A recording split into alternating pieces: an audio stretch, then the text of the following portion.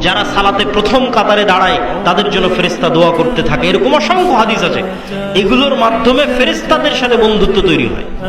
আপনি আপনার সাথে ফেরেশতাকে দেখেও ফেলতে পারেন, অসম্ভব কিছু নয়। ফেরেশতার আলামত এবং অস্তিত্ব অনুভবও করে ফেলতে পারেন, অসম্ভব কিছু নয়। ফেরেশতাদের সাথে বন্ধুত্ব এবং শয়তানের সাথে বন্ধুত্ব দুটো পরস্পর বিপরীত।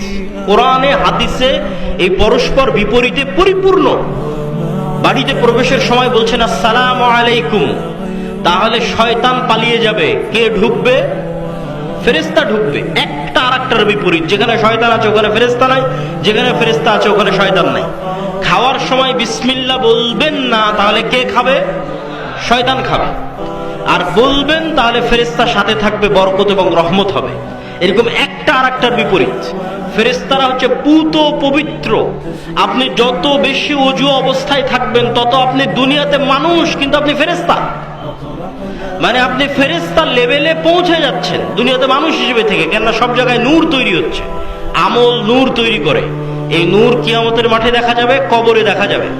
বাস্তবে আমল নূর তৈরি করে এবং নূরের মাধ্যমে আমল আসমানে উঠে যায়। ইলাইহি ইয়াসআদুল কালিমুত তাইয়্যিব, প্রত্যেকটা আমল নূরের মাধ্যমে আসমানে উঠে যায়। আপনি আমল করবেন, নূর তৈরি হবে, নূর। ওযু করবেন, নূর তৈরি হবে। এই নূর কিয়ামতের মাঠে দেখা যাবে, প্রজ্বলমান থাকবে মানুষের নূর।